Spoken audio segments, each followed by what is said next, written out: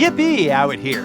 Got it, or there you are, you little bugger. Those are the yelps that I hear as my wife works on a puzzle. Candidly, I never understood the allure of doing puzzles. Why spend all this time, focus, and energy working on something only to have to tear it apart and put it back in the box when you're done? Didn't make any sense to me until one time I saw her grimacing as I was walking by with my cup of coffee. I asked, "What's with the face?" "I can't find this one piece," she replied, frustrated. And that is when I got sucked in, as I started trying to help her find it. Come to find out, life is like a puzzle. The guiding principles of putting together a jigsaw puzzle is very much like trying to achieve a big goal, start and grow a business, or tackle any big project. First off, when you first open a new 1,000-piece puzzle and dump all the pieces out onto the table, the whole task just looks daunting and overwhelming. So you question even starting now, seeing the enormity now of the task ahead.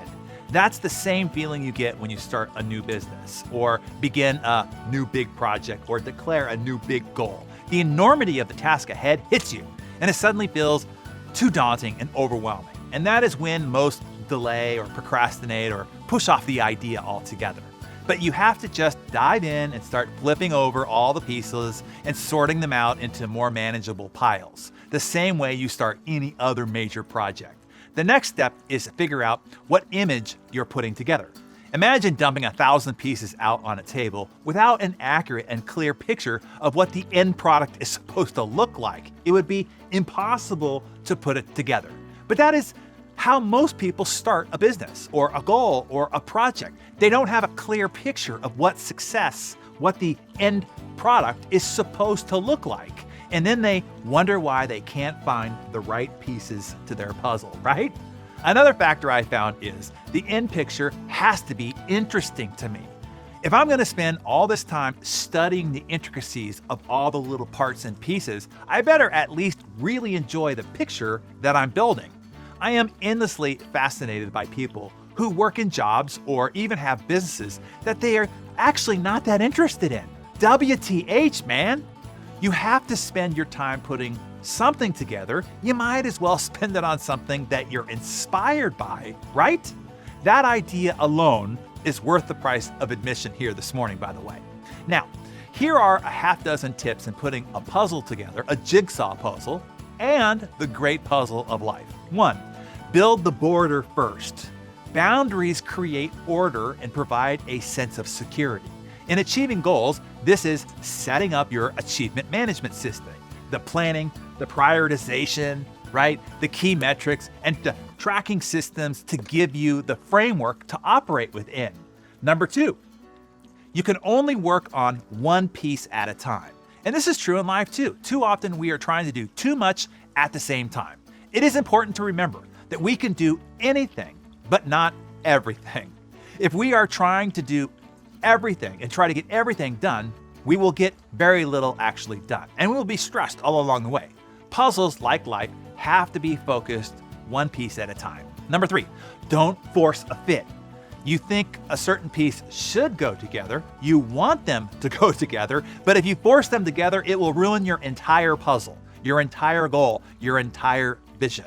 This is true of forced relationships, jobs, hobbies, or lifestyles, or trying to force fit teammates, or force your children into certain sports, or force them to learn in a certain way that doesn't fit for them. Interestingly, some pieces that don't look like they go together end up doing so. Some pieces that don't look like they go together actually do. So what you are looking for doesn't always look like you would expect it to look. And the same is true for life. Catastrophes can also be solutions. Problems and challenges can be the catalysts that lead to entirely new possibilities. Number 4, sometimes you have to take a different perspective. Every once in a while, you might want to get up and look at the puzzle from different vantage points. It provides a clearer perspective on the big picture. And sometimes you have to step away entirely. Take a break, go for a walk. It will be easier to see solutions with a fresh pair of eyes. Everything will look different when you return to the problem. Number 5, you're gonna wanna quit. You will be tempted at some point to just quit. Don't. As in life, sometimes you get into a groove and things progress quickly. It is so exhilarating to have one success after another. But when it slows down, it's not as easy to continue. Just keep moving forward, just one piece at a time. And number 6, the joy is in the journey, not the finish line. This is like life. In my early years, I thought happiness and joy would be at the finish line. So I would rush through trying to complete a goal, stressing myself out all along the way.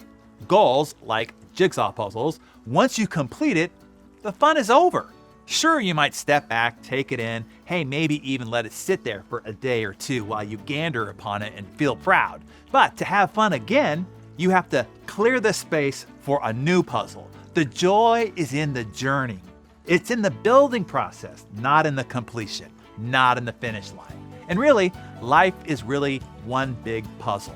As soon as you die, the pieces are all dismantled, put back in the box, and back on the shelf, and in an urn, or 6 feet under the ground, and all your stuff goes to Goodwill. In other words, you better find joy in the journey, because that's all you've got. Once you complete the journey, the fun is over, and you end up in a box. So, Darren Daily friends, what puzzle making tip was the most important reminder for you here this morning? 1, build your borders first. 2, work on only one piece at a time. 3, don't force a fit. 4, take a different perspective. 5, you're gonna wanna quit. Or 6, the joy is in the journey. Write down your thoughts in your Darren Daily Journal, what tip you're going to carry with you into your day ahead, and share it with us in the comments below. And if you are still in a spot where you are puzzled by where it is that you are and where you really should be going in your life, what direction you should take with it, what your strengths are, and how to apply those to the right things so that you can make money with that particular area of your life, particularly now in these ever-changing times, I would direct you to the workshop that I host on finding your true purpose and turning it into a profit. You are invited to attend free. Just go to darrenhardyworkshop.com, and I will also post a link to the invitation below for you as well. It's free for attendance, but as always, capacity does fill up fast. So check it out if you're interested.